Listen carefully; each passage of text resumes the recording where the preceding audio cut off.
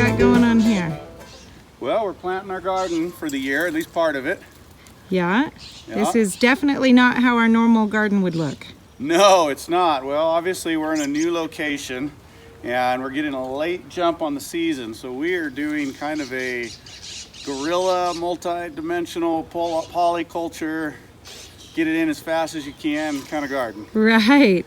Yeah. Now, I like how you didn't even take out all of the weeds in this whole space, or the plants. No, yeah, and you know I like to always keep the soil covered as much as possible. And what's really cool about this spot, especially for not having much time to prep, was that this is old lawn that's been mulched for several years. Right. So it's not compacted, it's had good cover for a while, and I'm pretty excited about what we can do here. We're just pulling aside the mulch and actually creating a kind of informal spiral to plant in. Wow, okay. And then what kind of things are you planting in here? Because this is obviously not rows, so you're not going to have a row of cucumbers and a row of corn. And Right, so as some of our watchers will remember, I like to do polyculture and mixed species. Right. So we've got corn, we've got many varieties of squash, and we've got sunflowers, and probably amaranth. I haven't done the amaranth yet. Okay. Yep. All right, and they're just all mixed in together. Yeah, they're all mixed in. They're all spaced so that the squash is spaced out and the corn is spaced out, but it's all in one row. Okay. And, you know, the idea is that we're creating diversity. The corn will help shade the squash a little bit, and it's just more fun. All right. It definitely looks like fun. It's kind of like Adventure in Wonderland, Alice in Wonderland or something. You know, the swirly. I like the swirly. Yeah, it really is. And we're gonna maybe add in some leafy greens around the edges, and a few sections of tomatoes and cucumbers, maybe a salsa garden. Little Great. pockets of those within all this. Great. Well, looks like good work. Now, you said you were moving aside the mulch and planting in that. And I see you've got some compost here? Right, so we've got some compost. This soil is actually really good. Like I said, it's not compacted and it's well aerated, and it hasn't had much growing in it. It's just been mulched. And this type of decomposed granite is very minerally, so it's a good soil, but the seeds do need a little bit of help. So we pulled aside the mulch just to get all the big material out of the way so the seeds get a good start. And then we're also covering them with a layer of good compost just to add some nutrition to the soil and have a good place for the seeds to come up through. And with this, I'll still add a little bit of our homemade organic fertilizer as well. Good, good, okay. I really like this because, you know, a lot of the information out there makes gardening seem so challenging. Yeah. And like you really have to get in there and do a lot of digging, and you've got to prep all this a whole lot. And this is really just kind of getting out here and getting some seeds in the ground and just growing.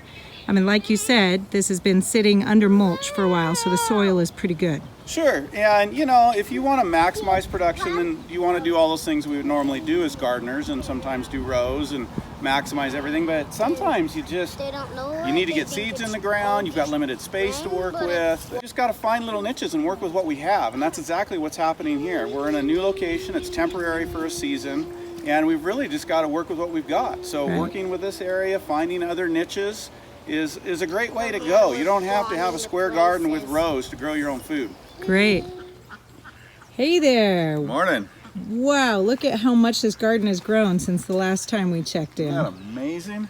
Now, when did you plant that? How many weeks ago? 6 weeks, right about 6 weeks, a little less, I think. 6 weeks It ago. was after June 1st. We were really late just getting here to this site and the busyness and everything, so. Yeah, this is the last minute guerrilla gardening. Really, yeah, really is. And of course, we had a huge advantage in that, I don't know, 5-6 years ago, this was lawn. And Mom and Dad didn't want the water bill, so they mulched this. So they've mulched this several times over the last 5-6 years. And it's just been sitting under mulch. And so it's just been sitting under mulch. No water, they don't water it, and it's of course a dry environment. So, but the soil, we didn't have to till just because of that mulch. And it being mulched for so long, it's built up organic material, and I just pulled the mulch back and seeded. Wow. Added some compost over yeah. the seeds. Yeah, added some nutrient for sure, but no tilling, no major prepping. I planted this whole garden in one day. Wow. And it really, because of the mulch. I mean, people want an easy garden. mulch it the year before 6 inches, and you're building soil. Yeah, you just have amazing soil to work with, even though it's just been sitting there. Yeah. Yeah, well, and you can see how much that has paid off. Now, what we're really seeing, a lot of the growth right in front of us is a lot of sunflowers, which have gotten tall. I mean, 6 weeks of growth in those sunflowers. Some of them are over 6 feet. Well, yeah, I mean, you know, I'm basically 6 foot. I'm 5'11", so you see a lot of these are grown up. And these are from our own seed. These are saved from our own seed? Yeah, these are saved seed, and these are probably going to get 10, 12 foot tall. Now they're going to really dwarf this corn because this corn is a short variety. So you can see the corn in here, and it looks really healthy, but it is definitely short compared to that. It definitely is short compared to the sunflowers, but the sunflowers these ones are going to branch out, and the corn doesn't need that much shade. It likes the heat, but the squashes really come late July, August, you know, the heat let's come find the squash. Yeah. So there are squash just all over the place in here, just planted all underneath all these sunflowers and corn. There's another one back there. They're just covering it. And so this is just, I mean, this is really productive. Well, it really is. And so really the sunflowers are going to shade everything, and the sunflowers are bringing in the birds already, which is really cool. And we've got these little birds, little finches or something, and in the early morning they're just all throughout here eating the bugs. And that's the point of having this diversity, is bringing in, you know, wildlife. Yeah. And so those birds come in, and they're going to help with our pest control across the board. Yeah. And we're already seeing them do it. We're already seeing them remove infestations or whole little colonies of insects, which is great. Now here around the edges we have a whole lot of greens. Look at all those beautiful mustard greens. Some of them are starting to go to seed. I think we have to harvest more of them. But they're providing really well for the family at this point. A lot to pick from. Got a bunch of dill and cucumbers off to the side there. Now, you know, what really stands out is that there's still the other plants in here, the weeds or the natives. We've got some pretty flax right here. We've got this wild verbena. There's a whole lot of purslane down here.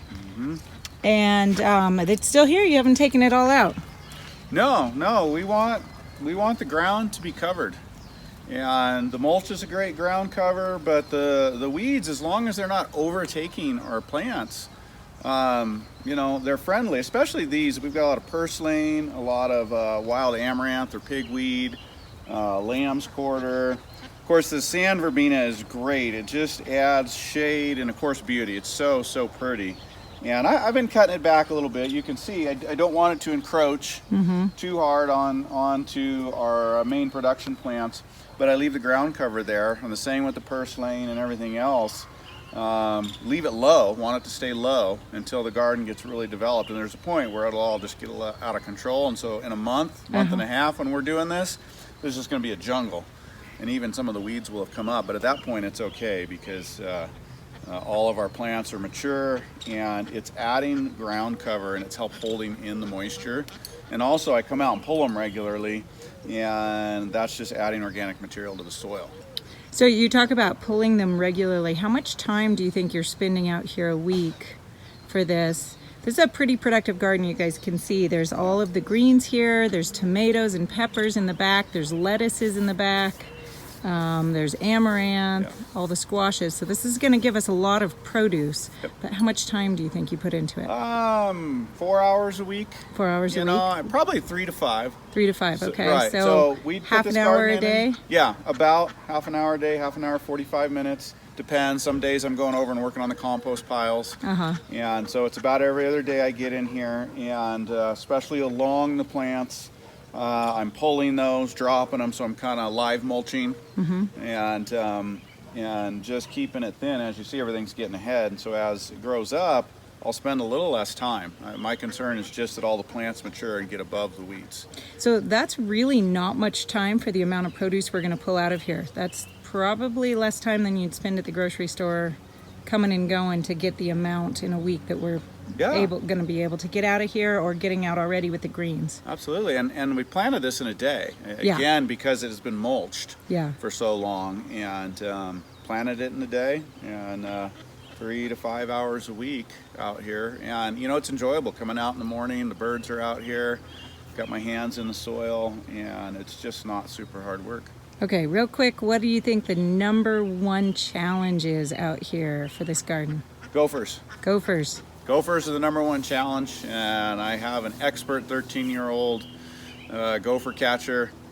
He's back over here He's setting over a trap there right now. Gophering right now. And I started wondering this morning, I wonder if I could encircle my plants and amaranth. Protect them. But neat observation, the gophers don't seem to like they haven't touched it, and there's a lot of it, and they've gone all around it. Okay. And I think another thing with the gophers is having all the plant material besides just our production plants gives the gophers more food, so they're not applying as much pressure on our production plants. And not just, if it was just live plants and we were turning it up and keeping all the weeds so there was no other root structure under the ground, I think those gophers would just come right down the line and be tearing up our plants. But because we've got this other vegetation in here and root structure, I think that is also mitigating the gophers, besides our trophy gopher hunter over there. Yeah.